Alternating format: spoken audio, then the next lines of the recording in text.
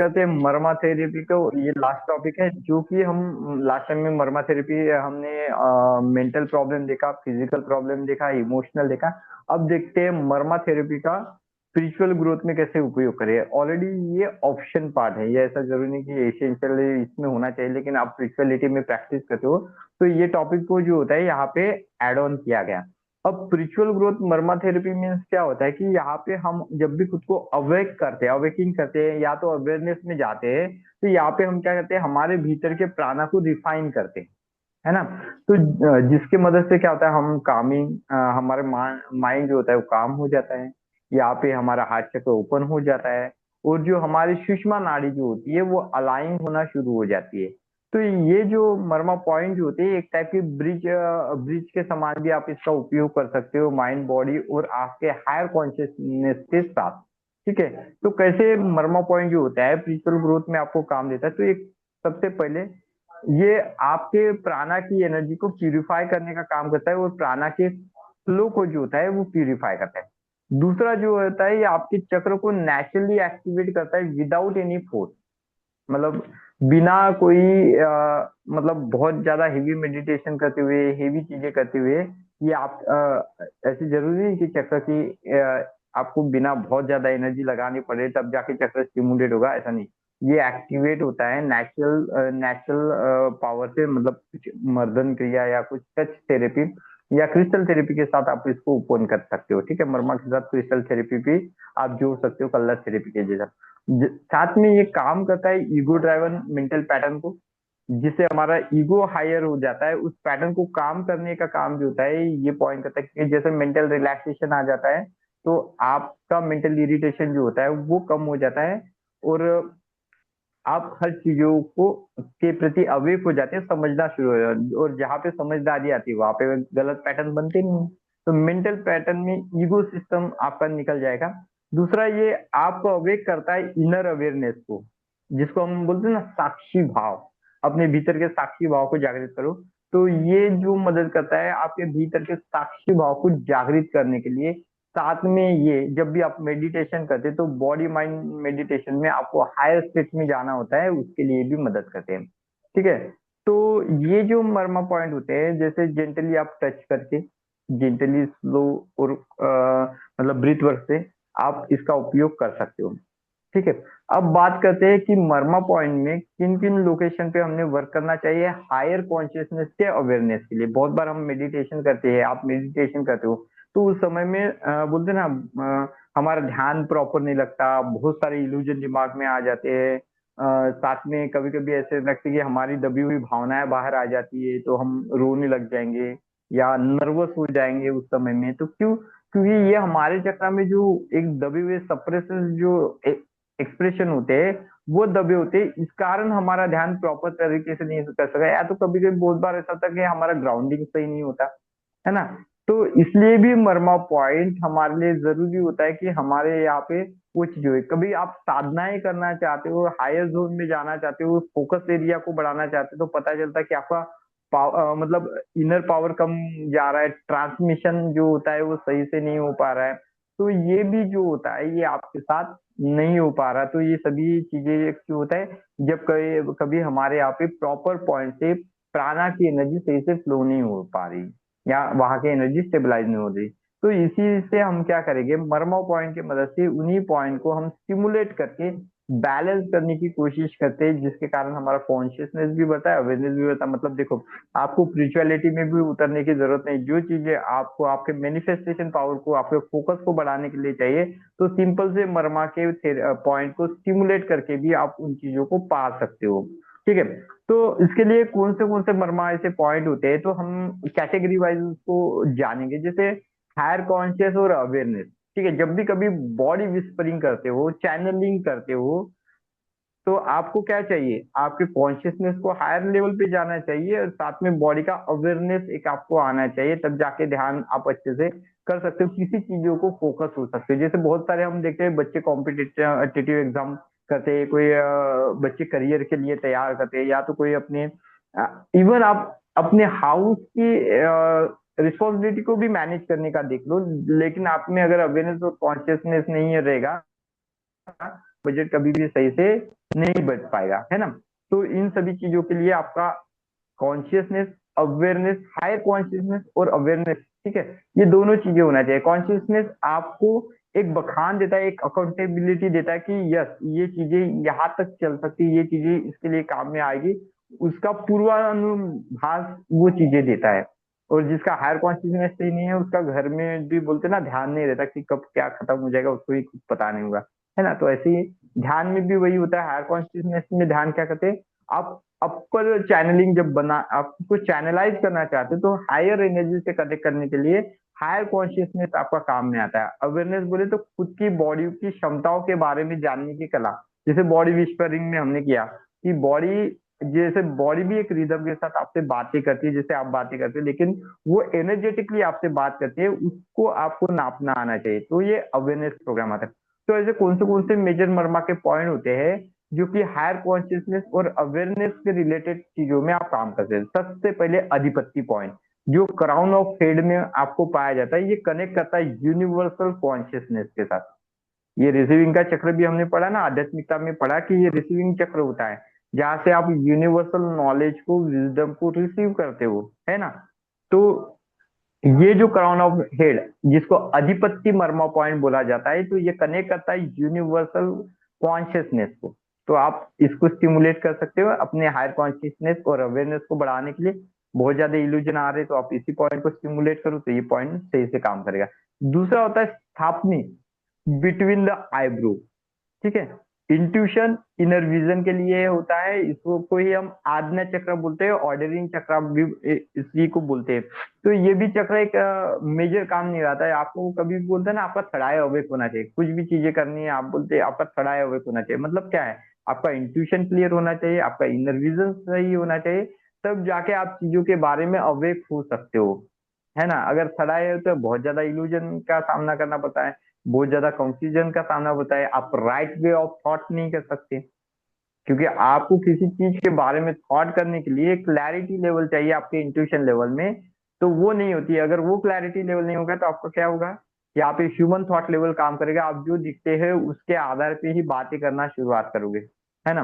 तो inner vision और intuition का माना जाता है। तो स्थापनी ये जो पॉइंट होता है, ये भी पॉइंट जो होता है एक अच्छा पॉइंट मानते हैं, जिसके कारण आपका इंट्यूशन और इनर विजन में डेवलप होता है, जिससे हायर कॉन्शियसनेस और अवेयरनेस आपके भीतर में बढ़ता है।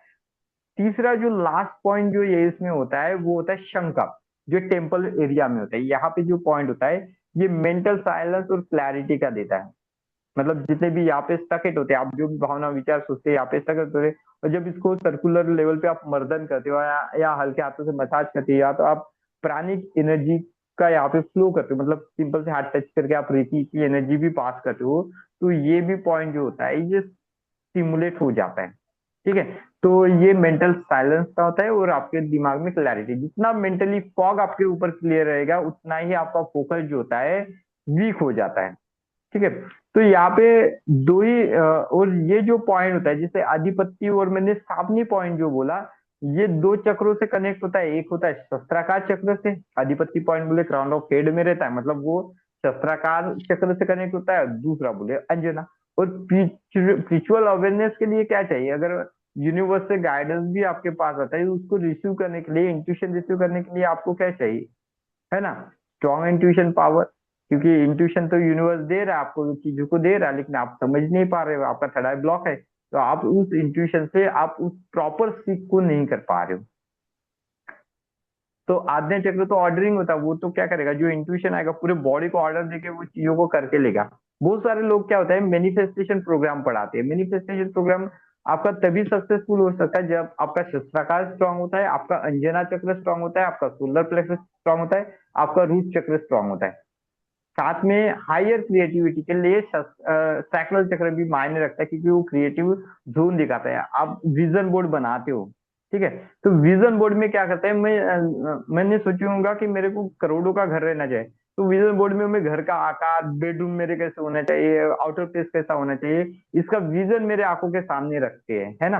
तो विजन बोर्ड भी एक मायने रखता है हर चीजों को मैनिफेस्ट करने के लिए, मतलब वो बार बार आपके माइंड में वो चीजें टेम करते रहे, और जब बार बार कोई चीजें आपके माइंड में टेम करती है, तो आपका सबकॉन्शियस ब्रेन क्या करता है, उसकी एनर्जी को एडॉप्ट कर लेता है और वो दिमाग उसी के रिलेटेड क्या करेगा, फंक्शनिंग करते रहेगा। जब आपका ध्यान भटक जाता है तो वो वापस से वहां पे लगा, नहीं भाई ये तेरे लिए काम की चीज है, ये तेरे काम की चीज नहीं है, उसको इजीली लेफ्ट गो करो, है ना। तो मोस्टली जो इम्पोर्टेंट चीज होती है यहाँ पे, आपके यहाँ पे फोकस और कॉन्शियसनेस, हायर कॉन्शियसनेस और खुद का सोच हमको पता चलना चाहिए। बहुत बार ऐसे भी होते हैं कि फेलियर होने का कारण अगर हम देखते हैं, बहुत सारे बच्चों में आप देखो फेलियर होने का होता है, ऑफिस में बिजनेस में फेलियर होने का कारण ये होता है, कहीं पे तो भी ये दोनों चीजें उनमें मिस होती है। वो काम करते हैं, एक्ट करते हैं, वर्क करते हैं, लेकिन उनको चाहिए उतना आउटपुट नहीं मिलता, है ना। तो आपको ये दोनों चीजें प्रॉपर आपके पास होनी जरूरी है। दूसरा, अगर हम स्पिरिचुअल लेवल पे उठना चाहते हैं तो हार्ट एंड कॉम्पेशन, ठीक है। तो इसके लिए भी मर्मा के दो पॉइंट जो होते हैं वो मेजर होते हैं, एक होता है हृदय, दूसरा होता है अपलपा। ये दो मर्मा पॉइंट जो होते हैं ये विशेष महत्व होते हैं। अब हृदय पॉइंट जो होता है सेंटर ऑफ द हार्ट होता है, तो ये हार्ट चक्र से आपके डिनोट करता है, अनाज चक्र से कनेक्ट होता है। और साथ में ये अनाज चक्र क्या होता है, डिवोशन, लव, इमोशनल प्यूरिफिकेशन और आपके खुद के सोल का आइडेंटिफिकेशन का भी होता है कि आपकी सोल किस प्रकार से है। मतलब आप अच्छे हृदय के हैं तो आपकी सोल प्योर फॉर्म को डिनोट करती है। अगर आप बुरे हृदय के हैं, हमेशा किसी के बारे में बुरा बोलते, तो आपकी सोल निगेटिव डायमेंशन में फंसी हुई है, वहां से पता चलता है। दूसरा, अपलपा, ये जो पॉइंट होता है साइड ऑफ द चेस्ट होता है, बगल के चारों उंगल नीचे, जहाँ पे आप EFT के पॉइंट का थपथपाते हो वहां पे भी ये पॉइंट पाया जाता है। तो ये रिलीज करता है इमोशनल आर्मर को, मतलब जो भी कुछ इमोशनली अगर कोई चीजें आपने होल्ड करके रखी हुई, जैसे आप किसी चीज को लेट गो नहीं कर पा रहे हो, तो उसके लिए कहीं पे तो भी आपका हार्ट और कॉम्पेशन वाला जो पॉइंट होता है, हृदय पॉइंट और अपलपा पॉइंट कहीं पे तो भी डिफ्लेक्ट हुआ है, इसलिए हम इजीली लेट गो नहीं कर सकते। हमारे बॉन्डेशन स्ट्रांग उस इंसान के साथ जुड़े हुए थे, उस स्थिति के साथ जुड़े होते हैं, उस जगह के साथ जुड़े होते हैं, जिसके कारण हमारे लाइफ में परेशानियां आती है ना। और हृदय और अपलपा पॉइंट कनेक्ट करता है हमारे अनाहत चक्र को। स्पिरिचुअलिटी में बोलते हैं ना, हार्ट क्लैरिटी होना बहुत जरूरी है, ठीक है। क्योंकि अगर हम बोलते हैं कि अगर हमें स्पिरिचुअली उन्नत होना है तो ये तीनों स्टैंड पे जुड़े होते हैं, ठीक है। तो हार्ट चक्र जो होता है मिडल डायमेंशन में जुड़ा होता है। हार्ट चक्र क्या होता है, मिडल डायमेंशन में प्रेम एक अवस्था होती है ना, जो मिडल डायमेंशन में होती है, जो कि ना तो आध्यात्मिकता के लेवल पे है और ना ही फिजिकल लेवल पे है। वो खाली क्या करती है, एक इमोशन लेवल पे जुड़ी होती है, जो कि आपको लव और कंपेंशन के माध्यम से देती है। फिजिकल वर्ड मतलब लोअर चक्रा, मिडल मतलब हार्ट चक्रा बोले तो अ, आप बोल सकते हो लवेबल दुनिया, और क्राउन चक्र के ऊपर की बोल सकते हो तो आप बोलो कि खुद के हायर सेफ्टी यूनिवर्सल वर्ड ये होता है, जो कि मदद कर रहा है। इस तरह से इस चक्र को आप सेग्रीगेट कर सकते हो, ठीक है। अब बात करते हैं इनर पावर और ट्रांसमिशन की। बहुत बार हमको क्या होता है, साधना करते हैं हम, बहुत बार मेडिटेशन करते हैं, बहुत बार हम हमारा लाइफ कुछ लाइफ चेंजिंग प्रोग्राम को करते हैं, है ना। तो जैसे मैंने अभी लेट गो की बात की, तो लेट गो कब होगा, जब आप खुद की क्षमताओं का उपयोग 100% कर सकोगे, तभी आप किसी चीज को ट्रांसफॉर्म कर पाओगे। क्योंकि एनर्जी का सीधा नियम है, energy not be created not be destroyed, it transfer one form to another. Energy को खाली आप ट्रांसफर कर सकते हो एक फॉर्म टू अनदर फॉर्म में। अब निगेटिव टू मुझे पॉजिटिव करना पड़ेगा, निगेटिव टू न्यूट्रल करना पड़ेगा, है ना। तो यही चीजें मुझे करनी पड़ेगी, तो हम मैं उसको ट्रांसफर कर सकता हूँ। तो उसके लिए क्या चाहिए, एक बड़े बदलाव के लिए सबसे महत्वपूर्ण चीज क्या लगती है, आपका खुद का सेल्फ पावर, जिसको हम इनर पावर बोलते हैं, है ना। आपका सेल्फ मोटिवेशन, दूसरे का मोटिवेशन देख के आप क्या करोगे, 3 दिन काम करोगे, चौथे दिन जैसे थे आपकी लाइफ हो जाएगी। तो यही चीजें आपको यहाँ पे सीखने को मिलेगी। अगर आपको खुद का इनर पावर बढ़ाना है, तो आपके इसमें एक इनर पावर का एक चक्र होता है, जिसको हम नाभि चक्र बोलते हैं। नाभि, जो कि मणिपुर चक्र से कनेक्ट होता है, नेवल पॉइंट पे जहाँ पे होता है, जो इनर फायर मतलब आपकी अग्नि और विल पावर का चक्र माना जाता है। जब आप नाभि चक्र मर्मा पॉइंट पे वर्कआउट करते हो, तो यहाँ पे आपका नेवल चक्र स्टिमुलेट होता है, और जैसे आपकी इनर फायर विल पावर यहाँ पे डेवलप होता है। पूरी दुनिया अगर लात मारेगी, बोलेंगे तेरे से नहीं होगा, तुम्हारे भीतर से वो आवाज आ जाएगी कि मेरे से ही होगा, तो डेफिनेटली वो काम तुम्हारे से ही होगा। क्यों, क्योंकि तुम्हारे इनर से लग रहा है। लेकिन पूरी दुनिया आपकी सराहना कर रही है और आपको भीतर से फियर लग रहा है कि मेरे से नहीं होगा, तो डेफिनेटली आप आपका आउटपुट रहेगा कि आपसे नहीं होगा। समझ में आया? ये that is the rule of will power. ये गेम है आपका इनर फायर का, अग्नि एलिमेंट का। तो नाभि चक्र में जो होता है, ये पॉइंट मर्मा का पॉइंट होता है जहां पे आपको स्टिमुलेट करके आप इनर की फायर को जो होते हैं इग्नाइट कर सकते हो, आप अपने विल पावर को बनाए रख सकते हो। दूसरा जो होता है बस्ती पॉइंट, बस्ती पॉइंट ये जो होता है लोअर एब्डोमेन में होता है। इसका सीधा संबंध हमारे सैक्रल पॉइंट से होता है। क्यों सैक्रल जरूरी होता है, स्वादिष्टान चक्र क्यों जरूरी होता है? क्योंकि स्वादिष्टान चक्र ही ऐसा चक्र है जो जॉय और क्रिएटिविटी का माना जाता है। जिसकी क्रिएटिविटी लो होती है उसका स्वादिष्टान चक्र जो होता है बड़ा ही वीकर माना जाता है। तो बस्ती ये पॉइंट स्टिमुलेट करने से आपका लोअर एब्डोमेन एरिया में ये पॉइंट पाया जाता है। तो इसको स्टिमुलेट करने से क्या होता है, आप में क्रिएटिविटी का डेवलपमेंट होता है। मतलब कुछ अगर मुझे देखना है, इंट्यूशन तो आ रहे हैं, अब उसको विजुअलाइज करने के लिए मुझे उसको देखने की एनर्जी लगती है, तो वो कौन देगा? उसको स्ट्रक्चराइज फॉर्म में डालने के लिए स्वादिष्टान चक्र जरूरी होता है, क्योंकि मेरी क्रिएटिविटी तो काम में है, ऊर्जा है। अब ऊर्जा का उपयोग किस लेवल पे करना है, ये मुझे कैसे समझ में आएगा? ऊर्जा का उपयोग किस लेवल पे जैसे समझना है, जो वो मेरे क्रिएटिविटी से देखेगा, है ना? तो वो चीजें भी आप यहाँ पे देख सकते हो। तो यहाँ पे आप जैसे जब आप बस्ती पॉइंट को, अपने मर्मा पॉइंट को स्टिमुलेट कर लेते हो, तो यहाँ पे आपका अपाना जो होता है बैलेंस फॉर्म में हो जाता है। स्पिरिचुअल ग्रोथ एनर्जी जो होती है आप में बढ़ने लग जाती है, क्योंकि यहाँ पे क्रिएटिविटी सभी चीजें मायने रखती है। जितना आप क्रिएटिविटी करोगे उतना ही आप सभी पॉइंट को देख सकते हो, ठीक है। बाद में लास्ट में जो होता है ग्राउंडिंग स्टेबिलिटी वाला, ठीक है। ग्राउंडिंग और स्टेबिलिटी ये भी हमारे जिंदगी में जरूरी है। जैसे लेट गो की बात करें तो लेट गो तभी हो सकता है जब आप पूरी तरह से ग्राउंडेड हो। ग्राउंडेड मतलब सभी चीजें न्यूट्रलाइज हो गई होगी, ठीक है। तभी आप चीजों को बैलेंस कर सकते हो। भरे हुए ग्लास में कभी पानी नहीं आता, उसको थोड़ा खाली करना पड़ेगा, देन डालना पड़ेगा आपको, ठीक है। तो ग्राउंडिंग और स्टेबिलिटी यही चीजें होती है। तो ग्राउंडिंग के लिए तल हृदय, मतलब जो फीट के सेंटर में जो पॉइंट होता है, जो सेंटर ऑफ सोल जिसको हम बोला जाता है, उसको हम स्टिमुलेट करते हैं। तो ये क्या करता है, हायर एनर्जी को ग्राउंडिंग करने का काम करता है। मतलब जो अनवांटेड एनर्जी होती है उसको ग्राउंडिंग करने का काम करता है। हमारे बॉडी में स्टेबलाइज एनर्जी रहनी चाहिए, ना तो एक्सेस होनी चाहिए ना तो लोअर फॉर्म में होनी चाहिए। जब आपकी एनर्जी कभी प्रॉपर तरीके से ग्राउंडिंग नहीं होती तो वो एनर्जी क्या होती है, वापस हमारे बॉडी में रिटर्न सर्कुलेट होती है, और जहां से वो निकली है उस पार्ट में जाके वापस वो रिएक्शन करती है, एक्शन करती है, जिससे हमारा वो पार्ट की जो इफिशियंसी होती है वो कम हो जाएगी या तो हायर हो जाएगी, ठीक है। तो तल हृदय ये पॉइंट जो होता है, जो कि आपके पैरों के सोल में पाया जाता है, तो ये ग्राउंडिंग करता है। साथ में दूसरा जो पॉइंट होता है गुल्फा, जो कि एंकल में स्टेज होता है, ये स्टेबिलिटी करता है स्पिरिचुअल पाथ में जोड़े रखने के लिए। तो इस पॉइंट पे भी आप मर्दन करके, हल्का मसाज करके इस पॉइंट को भी आप स्टिमुलेट कर सकते हो। और तल हृदय और गुल्फा, ये जो दो पॉइंट होते हैं रिलेटेड होते हैं आपके अनाहत चक्र, सॉरी आपके मूलाधार चक्र से, है ना, जो कि हम रूट चक्र मानते हैं। तो ग्राउंडिंग में स्टेबिलिटी आ सकती है। तो ऐसे भी आप इन पॉइंट को, जितने भी पॉइंट को मैंने बताया, उसके पॉइंट के साथ वर्कआउट करके, नॉर्मली तरीके से वर्कआउट करके भी आप अपने बॉडी के मेजर चक्रा को बैलेंस कर सकते हो और अपनी एनर्जी को स्टेबलाइज करने का काम कर सकते हो। तो यहाँ पे स्पिरिचुअल वर्क में कौन सी तकनीक आपको उपयोग करनी है इन जगह पे? तो सिंपली लाइट टच, जैसे हीलिंग टच आप बोलते हैं ना, रिको को, या तो नहीं आपको रिकी आती है, हाथों पर रब करो और सिंपल से उस हाथ को वहां पे रख के वहां के वाइब्रेशन को महसूस करने की कोशिश करो। दूसरा जो होता है होल्डिंग पॉइंट, कुछ समय के लिए हम ऐसे हाथों को रख के पकड़ के, उस पॉइंट को पकड़ के रखना भी होल्डिंग पॉइंट होता है। टच, एक तो लाइट टच करना, ऊपर से ऐसे टच करना, या तो एक थोड़ी देर ऐसे उसको पकड़ के रखना, ठीक है। दूसरा जो होता है स्टिल अवेयरनेस, मतलब अपने हाथों के माध्यम से उसके बारे में जानना।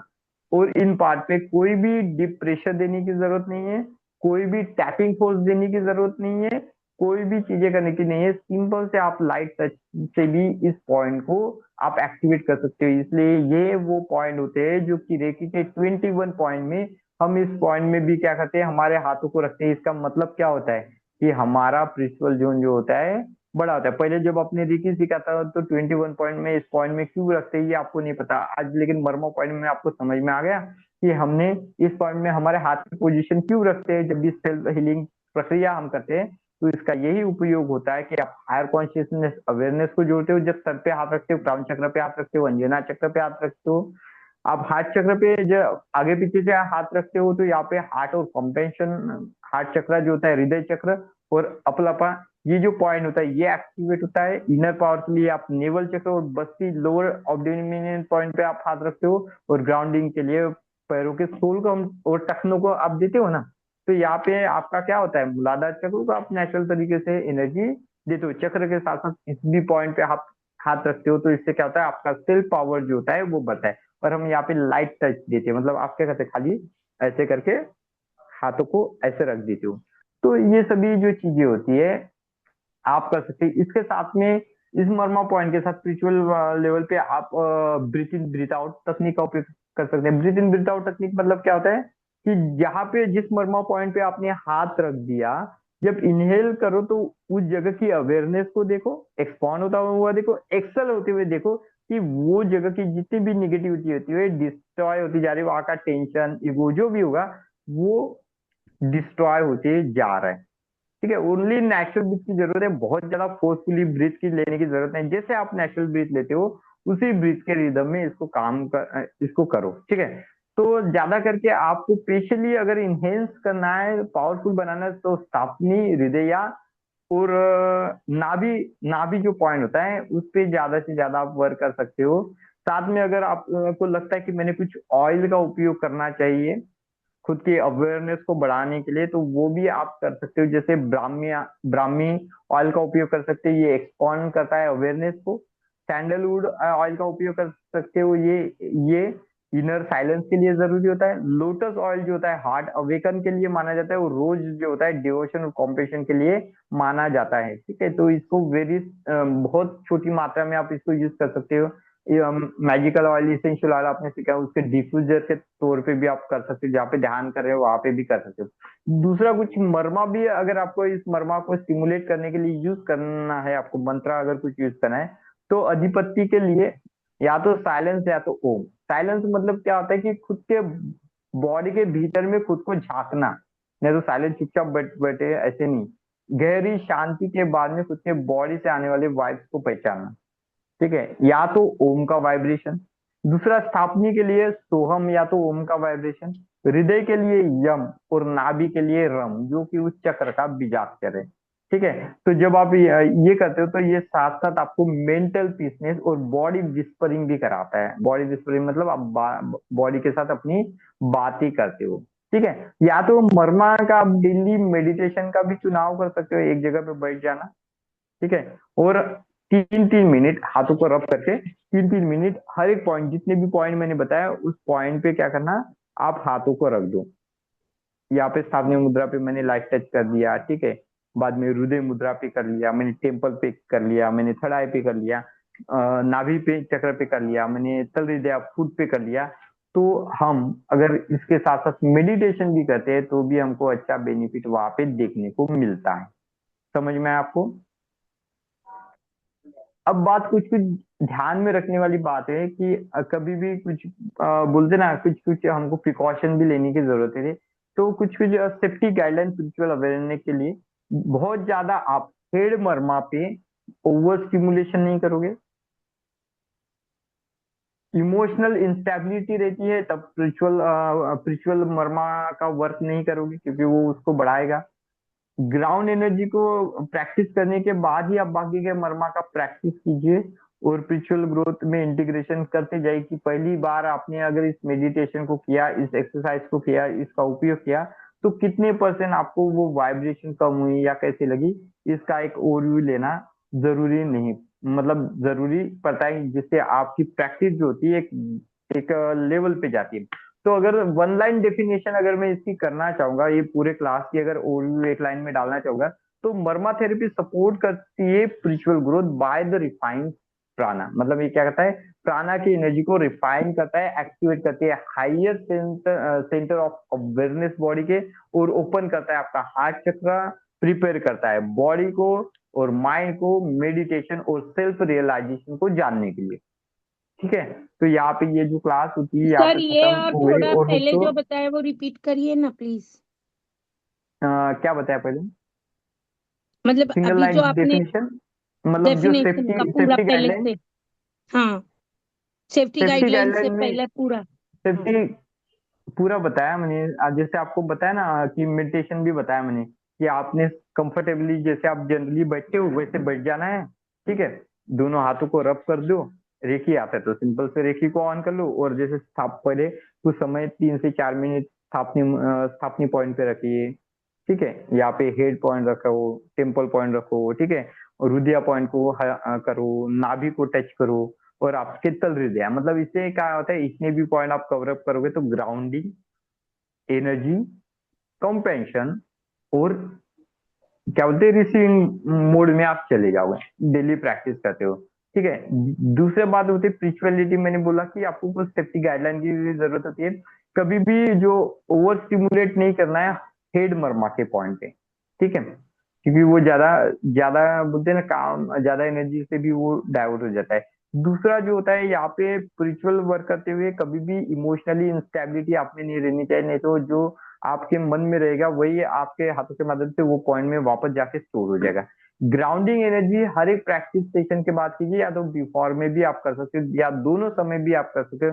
सेशन चालू करने के पहले, उस सेशन को एंड होने के बाद भी ग्राउंडिंग सेशन आप कर सकते हो। स्पिरिचुअल ग्रोथ करना है तो हर एक बार में उसका इंटीग्रेशन करो, मतलब पहले लाइन में आपने मतलब पहली बार किया तो आपके शरीर में क्या बदलाव आए, किस टाइप की चीजें आपके साथ होने लगी, कौन सी चीज आपके बॉडी में बढ़ गई, और वो बढ़ गई तो क्यों बढ़ गई। इंटीग्रेशन आपको जो होता है ना आपके एक्सपीरियंस को अच्छा बनाने में मदद करता है। अब पूरे क्लास का अगर वन लाइन मतलब डेफिनेशन की बात करें तो मर्मा थेरेपी सपोर्ट करती है आपके स्पिरिचुअल ग्रोथ। क्यों? वो रिफाइन करती है आपकी प्राणा की एनर्जी को, एक्टिवेट करते हैं हायर सेंटर ऑफ अवेयरनेस को, ओपनिंग करता है आपके हार्ट चक्र को, और प्रिपेयर करता है आपके बॉडी माइंड को मेडिटेशन के लिए और सेल्फ रियलाइजेशन के लिए। बस यही था मर्मों पर। ठीक है, यहाँ पे ये क्लास एंड हो जाती है।